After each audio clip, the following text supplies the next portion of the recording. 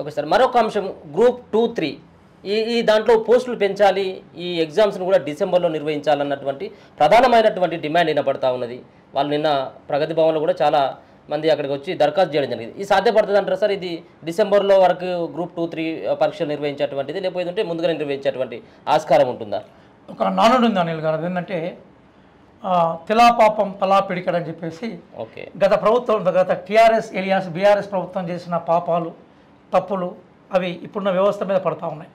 Very సింపుల్గా ఏంటంటే మన తెలంగాణ రాష్ట్రంలో ఏ సంఘం కానీ అంటే ఏ ఎంప్లాయీ సంఘం కానీ మా ఎంప్లాయ్మెంట్ రిటైర్మెంట్ వయసును 58 నుంచి 61 వరకు పెంచండి అని అడగలేదు. వాళ్ళకు టీఐడిఏలు బకాయిలు అట్లాగే రిటైర్మెంట్ పెన్షన్స్కి సంబంధించిన ఏర్పాట్లను చేయాలన్న ఉద్దేశంతో టీఆర్ఎస్ ఎలియాస్ బీఆర్ఎస్ ప్రభుత్వం 58 సంవత్సరాల వయసును 61 సంవత్సరాలు తీసుకుపోయినాక ఏమైందంటే 3 సంవత్సరాల నుంచి మన తెలంగాణ రాష్ట్రంలో రిటైర్మెంట్స్ లేవు.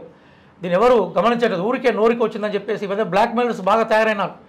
మనం ఒకటి అంటే వాడు బ్లాక్ మెయిల్ చేసే ప్రయత్నం చేస్తాడు స్టేట్మెంట్ అన్నట్టు. చాలా దుర్మార్గమైన వ్యవస్థ అది. మన విషయంగా నేర్చుకోవాలి. 3 సంవత్సరాల నుంచి రిటైర్మెంట్ వయస్సును ఎప్పుడైతే పెంచారో 3 సంవత్సరాల నుంచి ఇక్కడ ఖాళీలు లేవు. రిటైర్ అయితే కదా ఖాళీ అయ్యేది. ఇప్పుడు ఉంటేనో కొత్త జాబ్స్ క్రియేట్ కావాలి. కొత్త కలెక్టరేట్లు అద్భుతమైన బిల్డింగ్స్ కట్టారు, కానీ అలా హ్యూమన్ రిసోర్సెస్ లేవు, వనరులు లేవు.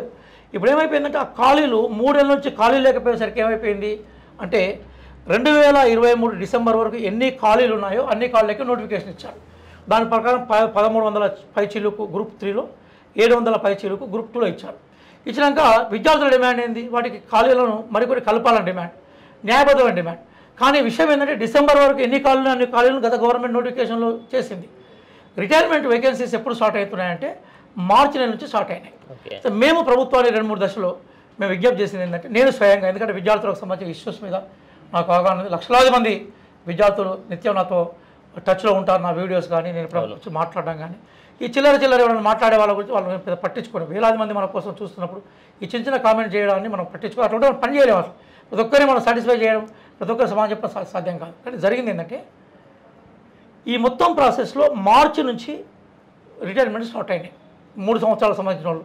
మేము గవర్నమెంట్ విజ్ఞప్తి చేసినామంటే ప్రముఖులను కలిసి చాలా పై స్థాయిలో ఉన్న వాళ్ళను మహేష్ కుమార్ గౌడ్ ద్వారా, నేను ఒక్కనే కాదు, వర్కింగ్ ప్రెసిడెంట్, జూన్ వరకు కనుక వేకెన్సీస్ తీసుకుంటే, అంటే మార్చిలో స్టార్ట్ అయినాయి కదా, మార్చ్ ఏప్రిల్ మే జూన్ తీసుకుంటే, ఈ 4 నెలలు తీసుకుంటే కొంత రావడానికి అవకాశం. అంత ముందు తీసుకుంటే ఏమైందంటే వీళ్ళు ఫైనాన్స్ కమిషన్ వాళ్ళు ఒప్పుకోరు.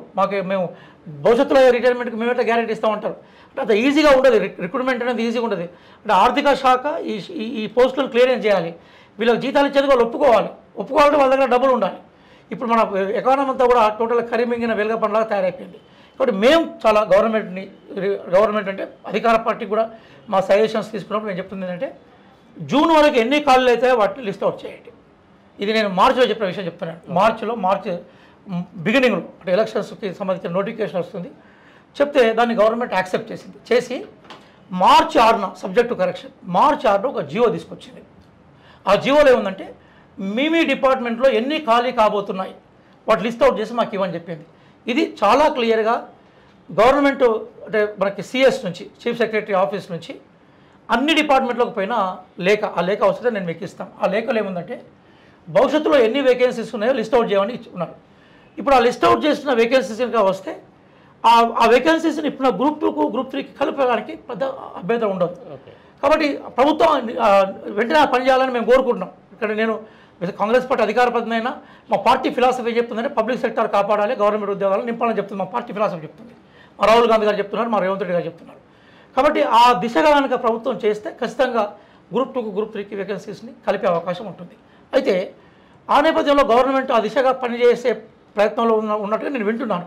కానీ ఏదైనా కూడా ఆ ప్రయత్నం చేస్తే ఇమీడియట్గా ఉంటుంది. ఒకవేళ ఆ ప్రయత్నం లేట్ అయిందనుకో అప్పుడు ఏమైందంటే సహజంగా ఈ వేకెన్సీస్ని మళ్ళీ ఇంకొక నోటిఫికేషన్ కలపాల్సి ఉంటుంది. కానీ పిల్లలు ఏమంటుందంటే మేము చాలా కాలం నుంచి మేము ప్రిపేర్ అవుతున్నాం కాబట్టి మాకు కలిపితే బాగుంటుంది వీళ్ళు అంటున్నాం. వాళ్ళు ఏమంటారంటే కొత్త పిల్లలు మాకు అవకాశం ఇవ్వాలి, ఎందుకంటే మేము కూడా పాస్ అయ్యి 1 ఇయర్ అవుతుంది. ఈ నోటిఫికేషన్ ఎప్పుడో 2022 నోటిఫికేషన్. కాబట్టి ఇప్పుడు ఏమైందంటే ప్రభుత్వాల ఉద్యోగాల సంఖ్య బాగా తగ్గుతుంది, ఆస్పిరెంట్స్ పెరుగుతుంది. ఎందుకంటే గ్రామీణ ప్రాంతాల్లో పేద పిల్లలకి, ప్రధానంగా డౌన్ ట్యాలెంట్ సెక్షన్ చూసిన పిల్లలకి వాళ్ళ సామాజిక స్థాయిని మార్చుకోవాలనుకున్నప్పుడు వాళ్ళకి వేరే ఆల్టర్నేటివ్ ఉండదు. గవర్నమెంట్ ఉద్యోగం వాళ్ళ కొంత ఆర్థికంగా పరిపుష్టి చేస్తుంది, సామాజికంగా హోదా ఇస్తుంది. ఒక పిల్లవాడు ఒక పోలీస్ అయ్యి ఒక కానిస్టేబుల్ అయ్యి క్యాబ్ పెట్టుకుంటే ఊళ్ళో వారికి గౌరవం ఉంటుంది. ఒక పిల్లవాడు టీచర్ అయితే గౌరవం ఉంటుంది, పిల్లవాడు తహసీల్దార్ అయితే ఊళ్ళో గౌరవం ఉంటుంది. వాళ్ళ సామాజిక జీవితాన్ని మార్చుకోవడానికి ఇది ఆయుధం. కాబట్టి గవర్నమెంట్ కనుక కొంత లిటిల్ బిట్ ఫోకస్ చేస్తే ఉంటుంది.